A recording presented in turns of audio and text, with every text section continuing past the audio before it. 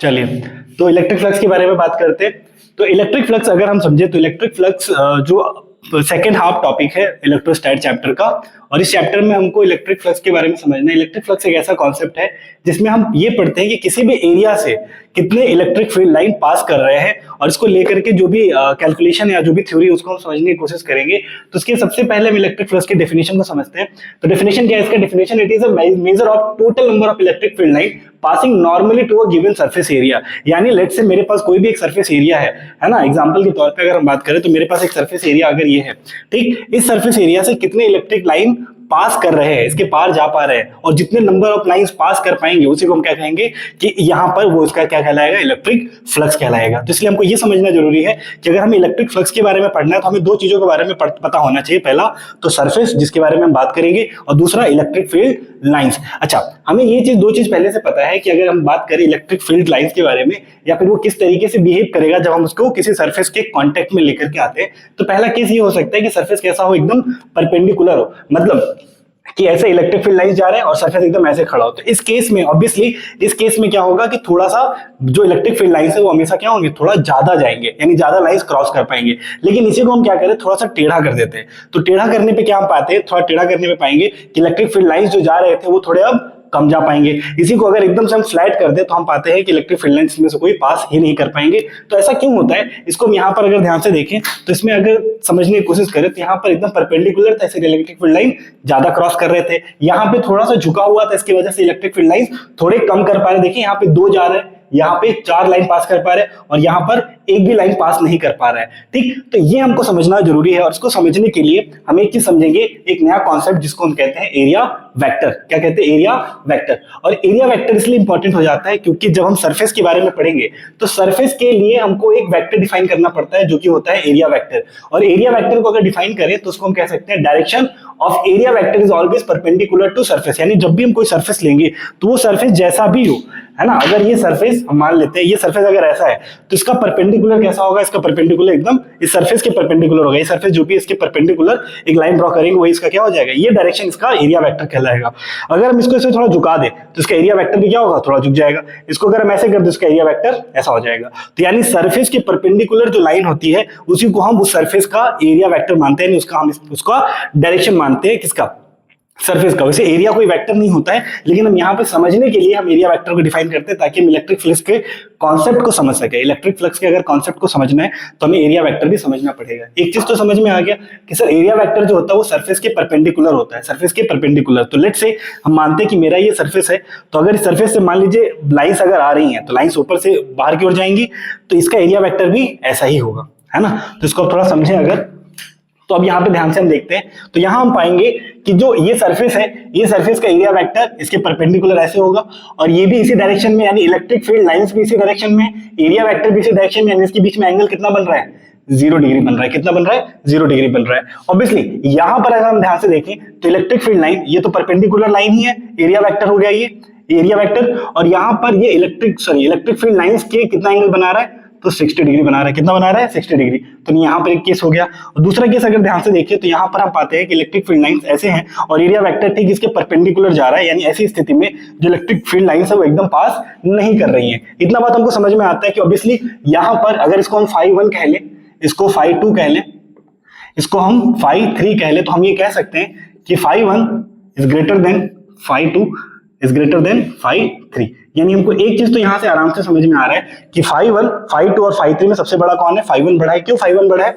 क्योंकि यहां पर ज्यादा लाइन क्रॉस कर पा रहे हैं। फाई क्या होता है? तो फाई हम डिनोट करते हैं किसको? इलेक्ट्रिक फ्लक्स को हम फाई ई से डिनोट करते हैं। तो जब भी हम फाई ई लिखेंगे तो इसका मतलब हम इलेक्ट्रिक फ्लक्स के बारे में बात कर रहे होंगे। अच्छा, इलेक्ट्रिक फ्लक्स किस पे डिपेंड करेगा? तो फिर ऑब्वियसली किस पे डिपेंड करेगा? एरिया पे, क्योंकि अगर हमको पता है कि अगर हम एरिया बढ़ाते चले जाए तो इलेक्ट्रिक फील्ड लाइंस भी उसमें से ज्यादा पास हो पाएंगे, और अगर हम इलेक्ट्रिक फील्ड लाइन की इंटेंसिटी को ही बढ़ा दें, यानी हमको ये पता था कि इंटेंसिटी यानी जितने ज्यादा number of electric field line होते हैं उतनी ज्यादा वो जितना ज्यादा चार्ज वो होता है, क्या बोलते हैं, चार्ज स्ट्रांग होता है, उससे उतनी ही ज्यादा इलेक्ट्रिक फील्ड लाइन निकलती हैं। तो अगर मेरे पास एग्जांपल के तौर पे हम बात करते हैं, अगर मेरे पास +2 कूलम का चार्ज था तो मानते हैं कि इससे 4 लाइन निकल रहे हैं। तो अगर मेरे पास +4 कूलम का इलेक्ट्रिक चार्ज होगा तो इसमें से कितने निकलेंगे? ऑब्वियसली उससे दोगुना ही निकलेंगे। अगर इसमें से 4 निकल रहे थे तो यहां से 8 लाइन निकलेंगे। तो इसका मतलब अगर मेरा इलेक्ट्रिक फील्ड बढ़ता जाएगा तो मेरा इलेक्ट्रिक फ्लक्स भी बढ़ता जाएगा। अगर एरिया हम बढ़ा देंगे तो इलेक्ट्रिक फ्लक्स भी बढ़ जाएगा। समझ में आया?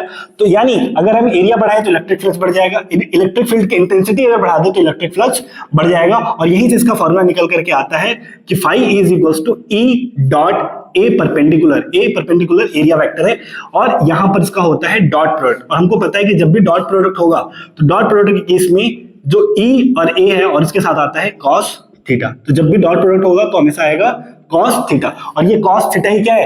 एरिया वेक्टर का कंपोनेंट है। ये कॉस थीटा कुछ नहीं है, एरिया वेक्टर का कंपोनेंट। अगर इसको समझेंगे हम लोग ध्यान से तो यहाँ पर एक लाइन ऐसे ड्रॉ करेंगे तो यहाँ से दिखेगा कि यहाँ पर एक ट्रायंगल बनता हुआ नजर आ रहा है हमको और ये एंगल बराबर हो जाएगा 60 डिग्री के।